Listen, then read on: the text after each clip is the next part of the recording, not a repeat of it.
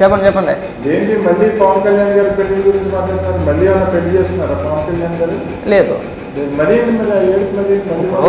పవన్ కళ్యాణ్ గారిని రాజకీయంగా విమర్శించడానికి ఏ మ్యాటర్ ఉండదు. ఇప్పుడు అవినీతి చేసాడనో, ప్రజల సొమ్ము తినేసాడనో, ఇంకొక రకంగా విమర్శించలేడు.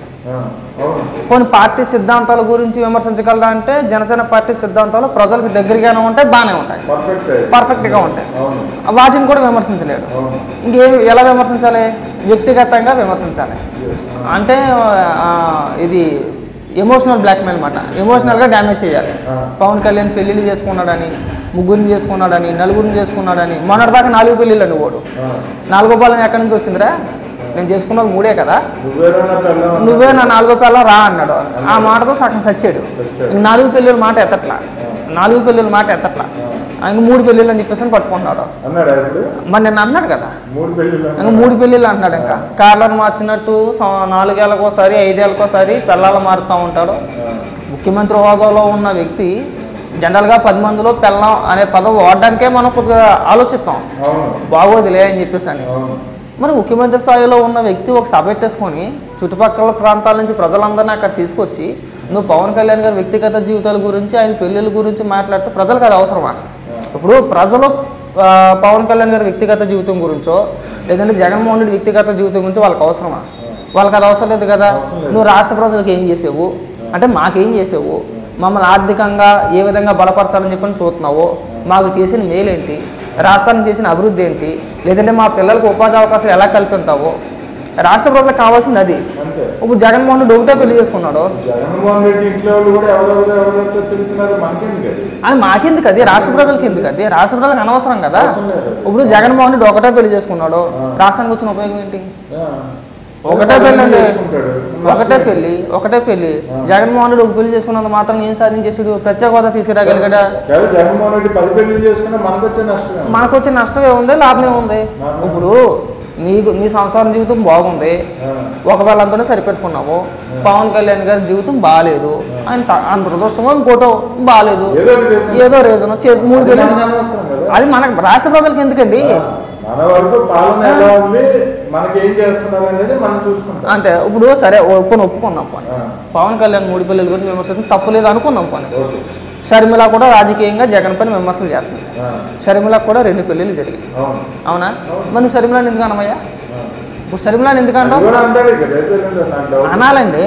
ఇప్పుడు జగన్ వ్యక్తిగత జీవితం గురించి అంత పెద్ద సభ పెట్టుకుని ప్రజల ముందు మాట్లాడినప్పుడు నేను రాజకీయంగా నీ సొంత చెల్లి షర్మిల కూడా విమర్శిస్తుంది కదా, అంటే అవును కూడా అడాలి కదా.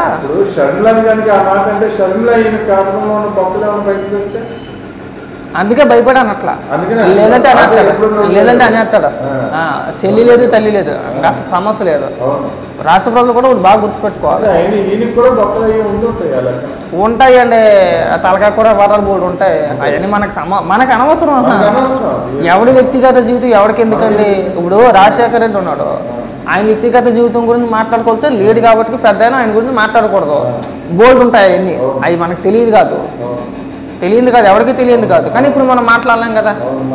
జగన్మోహన్ రెడ్డి ఒక్కటే పెళ్లి చేసుకుని ఏం సాధించేశాడు?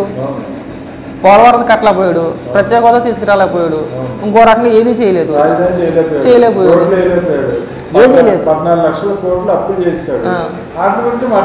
వాళ్ళ మీద మాట్లాడాలా? మనకెందుకు? ఇప్పుడు పవన్ కళ్యాణ్ 3 పెళ్ళిళ్ళు చేసుకున్నాడు, రాష్ట్రానికి వచ్చిన నష్టం ఏంటి? ఇప్పుడు నందిని గారు కానీ రేవణి దేశాయ్ గారు కానీ ఎప్పుడు కూడా విడిపోయిన తర్వాత బయటకు వచ్చి పవన్ కళ్యాణ్ గారి వల్ల మేము నష్టపోయాం అని ఏ రోజు అని చెప్పారా? ఏం చెప్పలేదు కదా. మరి కాపురం చేసి విడిపోయిన వాళ్ళకి లేని బాధ నీకు ఎందుకని? నువ్వేనా కాపురం చేసావా? ఇప్పుడు జగన్మోహన్ ఇంట్లో పిల్లలని చేసుకోవాలా? జగన్మోహన్ ఇంట్లో పిల్లలని పవన్ కళ్యాణ్ గారికి ఇవ్వాలా? మరి పదే ఎందుకు నీకు ఈ ప్రస్తావన? ఇప్పుడు వైసీపీ పార్టీ అంటేనే ఒక బోకుల పార్టీ. అందులో నీతి జాతి ఉండేవాళ్ళు. వైసీపీ పార్టీలో కూడా మీరు బాగా గమనించండి, సంస్కారవంతంగా కొద్దిగా పద్ధతిగా మాట్లాడే వాళ్ళు పర్సంటేజ్ చాలా తక్కువ ఉంటుంది, చాలా తక్కువ. సాధారణంగా వాళ్ళు రాజకీయ విమర్శలు కూడా చేయరు. కొంతమంది ఉన్నారు మాట్లాడతారు కానీ పద్ధతిగా మాట్లాడతారు, అంతగా దిగజారిపోరు. ఇప్పుడు మహిళల్లో అయితే ఇంకా రోజా సంగతి చెప్పవసరం లేదు, పెద్ద రోత పక్కన పెట్టండి.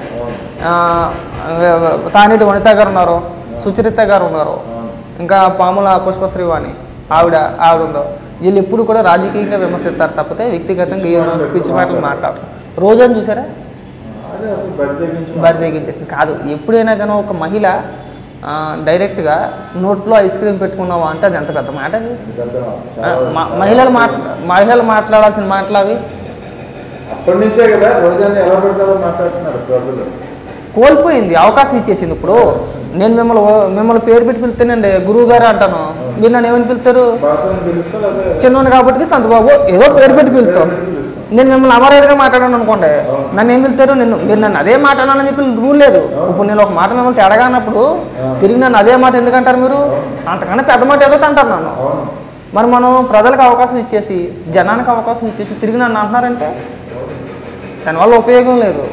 వీళ్ళంతా కూడా వ్యక్తిగత జీవితాల గురించి మాట్లాడి పబ్బం గడిపేసుకోవాలని చూస్తున్నారండి. అంతకుమించి ఏమీ లేదు. పవన్ కళ్యాణ్ గారి గెలుపు ఎవడూ ఆపలేడు. జగన్మోహన్ రెడ్డి గారు కదా మొన్న ఎవడో కానీ మాట్లాడాడు, 500 కోట్లు ఇచ్చారంట ఆయన ఓడించడానికి. ఎవరు? 1000 కోట్లు ఇచ్చినా వర్కౌట్ అవుతాం.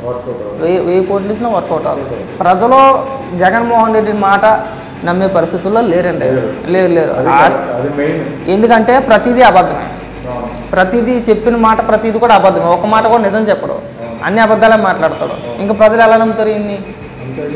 ఇప్పుడు ఒకసారి విమర్శించడం అనుకోండి, పవన్ కళ్యాణ్ గారి పెళ్ళిళ్ళ గురించి ఒకసారి విమర్శించామనుకో, సరే రాజకీయంలో ఒక భాగం లేరా, కోపం వచ్చేదో అని ఉంటాలి అని చెప్పేసి అనుకోవచ్చు.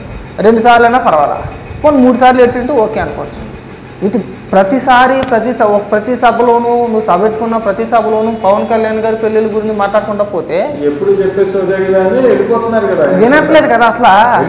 ఇది అలాగే ఎడుతాడు. ఇంకా నిన్న మాట్లాడింది అంతే, ఈరోజు మాట్లాడింది అంతే. ఆ పెళ్ళిళ్ళు పిల్లల గురించి మాట్లాడడానికి, అది వినడానికి జనాన్ని ఏకంగా చుట్టుపక్కల నుంచి 200 కిలోమీటర్లు 150 కిలోమీటర్ల డిస్టెన్స్ నుంచి బస్సులు వేసి మరి తీసుకొని కూర్చోబెడతాడు. అక్కడ వాళ్ళకి ఏమనిపిస్తుంది అంటే అంత దూరం నుంచి వచ్చినప్పుడు, అంత దూరం తీసుకొచ్చినప్పుడు వాళ్ళు ఏమనుకుంటారంటే డబ్బులు ఇచ్చి తీసుకొచ్చినా సరే కనీసం స్పీచ్ అయినా బాగుండాలి. ఇక మీ బతుకులు మారుతాయి, మీ పిల్లలకు ఉద్యోగ అవకాశాలు కల్పిస్తాను, ఈ విధంగా మాట్లాడాలి తప్పితే మాట్లాడితే వ్యంగ్యంగా ఇలా చేయటేస్తాడండి. చంద్రబాబు నాయుడు గారిని ఇలా ఉద్దేశించి బాబు గారు మోసాలని చెప్పేసి నిండిపోటు అంటాడు. ఇక నీ కోడికత్తి డ్రామా బాబాయ్ గొడ్లపోటు గురించి ప్రస్తావించడు, చెప్పడం. అంత మహానటుడు పరిపాలన గురించి అసలు మాట్లాడ్డా. ఈసారి చూడండి అసెంబ్లీలో ఏ విధంగా ఉంటుందో. వ్యంగ్యంగా ఇలా చేయటేస్తాడండి. చంద్రబాబు నాయుడు గారిని ఇలా ఉద్దేశించి బాబు గారు మోసాలని చెప్పేసి నిండిపోటు అంటాడు. ఇక నీ కోడికత్తి డ్రామా బాబాయ్ గొడ్లపోటు గురించి ప్రస్తావించడు, చెప్పడం. అంత మహానటుడు పరిపాలన గురించి అసలు మాట్లాడ్డా. ఈసారి చూడండి అసెంబ్లీలో ఏ విధంగా ఉంటుందో.